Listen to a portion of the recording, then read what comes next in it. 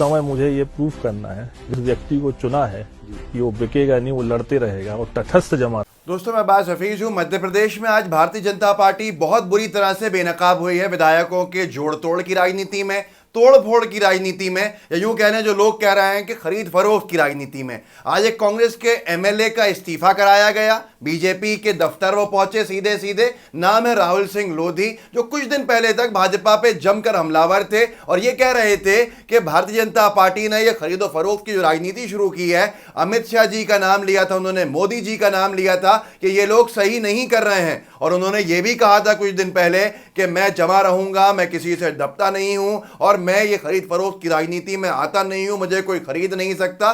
भविष्य में मेरी संतानें मुझे गद्दार कहेंगी, अच्छा नहीं होगा। आज वही विधायक 2 महीने के बाद भारतीय जनता पार्टी के दफ्तर में जाके गमछा पहने खड़े हुए हैं और उनको क्या पता क्या ऐसी परेशानी रातों रात आ गई जिससे कि उनको ये अपना मन बदलना पड़ा है। मैं दोनों वीडियो आपको दिखाता हूं, आपको समझ में आ जाएगा कि भारतीय जनता पार्टी लोकतंत्र की कैसे खुलेआम हत्या पे उतरी हुई है। और उसके बाद इन 2 वीडियोस को देखने के बाद बच्चा भी समझ जाएगा कि भारतीय जनता पार्टी आखिर कर क्या रही है और भाजपा को वोट देने का आप पूरी तरह से बहिष्कार भी कर देंगे। राहुल लोधी हैं, बीजेपी के आज खेमे में चले गए हैं। कुछ दिन पहले तक कांग्रेस के अंदर थे, कांग्रेस के एमएलए थे। उनका वो वीडियो सुनिए जब मीडिया ने उनसे पूछा था, हमारे मध्य प्रदेश के वरिष्ठ पत्रकार हैं शरद द्विवेदी जी, बंसल न्यूज के ऊपर, उन्होंने उनसे चर्चा में पूछा था कि आप भी चले जाएंगे क्या, जा सकते हैं क्या, जैसे दूसरे विधायक गए हैं बीजेपी में। उन्होंने क्या जवाब दिया था इसके ऊपर? इस समय मुझे ये प्रूफ करना है, जिस व्यक्ति को चुना है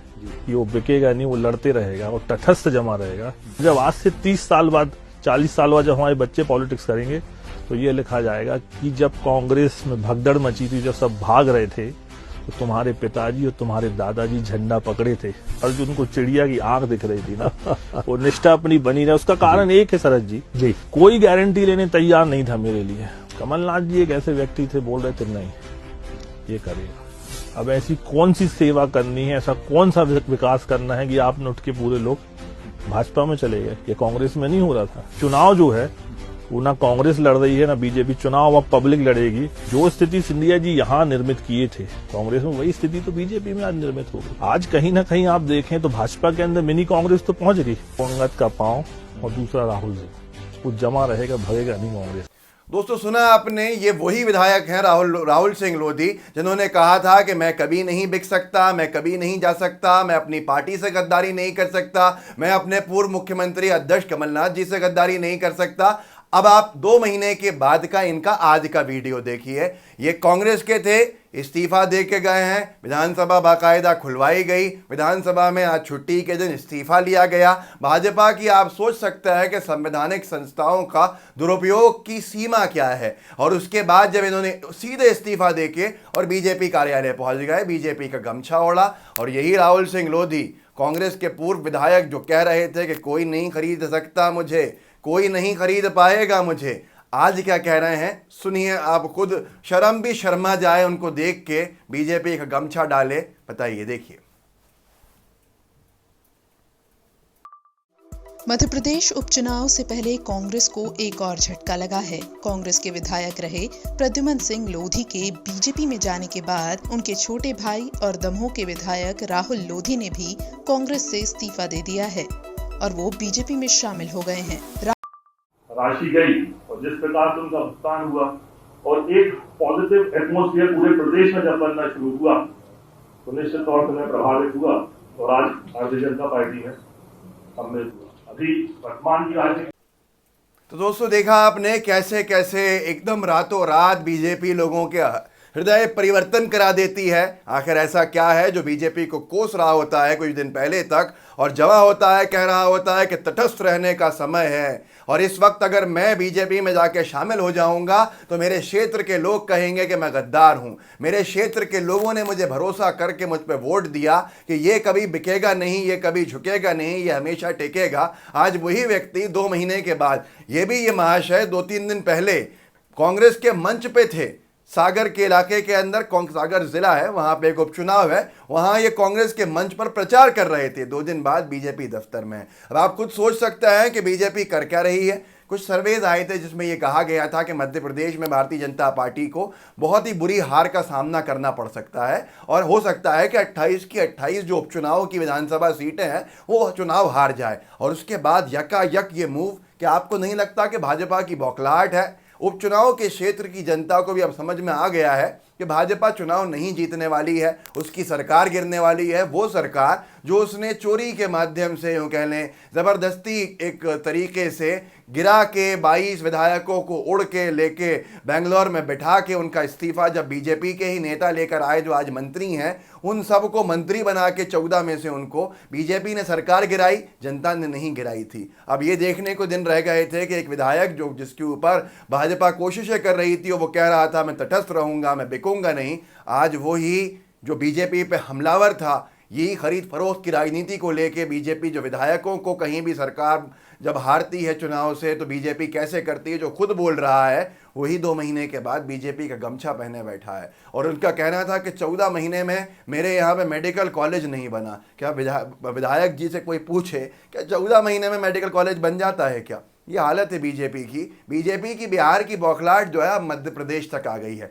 बिहार में तो लोग मिल नहीं रहे हैं, लोग बिहार के अंदर इनके नेताओं को भगा रहे हैं। मैं आपको चाहूं तो इस वीडियो के अंदर दिखा भी दूं, लेकिन वीडियो बहुत लंबा भी हो जाएगा कि आखिर बीजेपी की हालत क्या हो गई है बिहार में।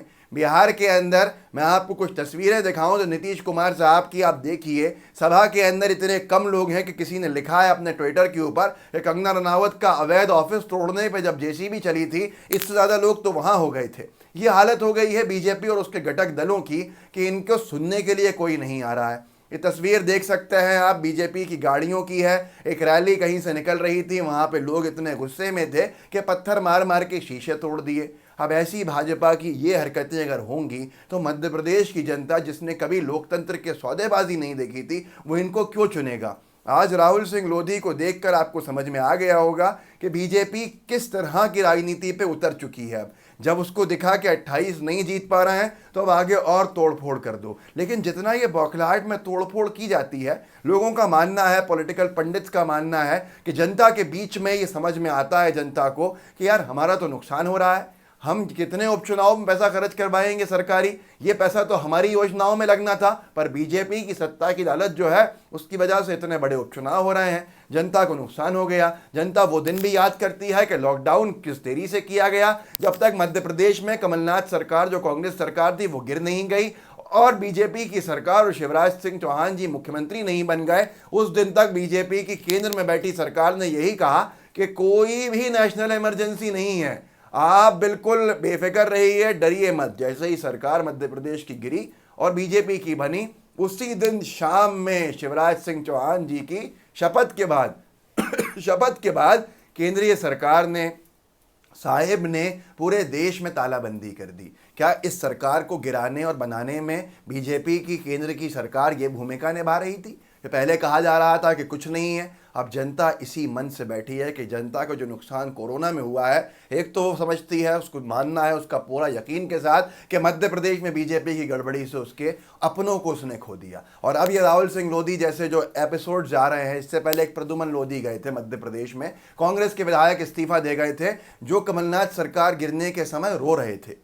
एक ऐसे विधायक जिन्होंने कहा था कि ये क्या सौदेबाजी चल रही है, वो भी चले गए थे ऐसे ही। तो बीजेपी क्या बोली लगा रही है, बीजेपी क्या तरीका अपना रही है, ये आपको समझना होगा। आप खुद समझदार हैं। क्या बीजेपी के साथ लोकतंत्र सही रहेगा, ये भी आप समझ सकते हैं। और क्या आपको बीजेपी को वोट देना चाहिए या नहीं देना चाहिए, समझदार आप बहुत काफ़ी होंगे, आपको समझ में आ चुका होगा कि इनको सबक सिखाना है, इनके अहंकार को बंद करना है या इनके अहंकार को और बढ़ाना है। तो देख लीजिए, मध्य प्रदेश में जिस विधायक ने आरोप लगाया था बीजेपी के ऊपर खरीद फरोख्त की राजनीति का, आज उनके क्षेत्र के लोग कह रहे हैं कि आप भी बिक गए 2 महीने के अंदर। आखिर क्या मजबूरी थी ऐसी? मैं नहीं कह रहा, ज़माना कह रहा है, उनका क्षेत्र कह रहा है, सोशल मीडिया कह रहा है। आपके पास फैसले का है, आप जो चाहें फैसला कर सकते हैं। इसीलिए आप खुद सोच समझ के सोचिए और फिर फैसला कीजिए कि कहां आपको वोट डालना चाहिए और क्या कर रही है भारतीय जनता पार्टी। मेरे चैनल को सब्सक्राइब कीजिएगा, बेल आइकन दबाइएगा और ट्विटर पे, इंस्टाग्राम पे अगर आप मुझे से जुड़ना चाहें तो ये दोनों लिंक्स हैं, जो दोनों हैंडल के नाम हैं,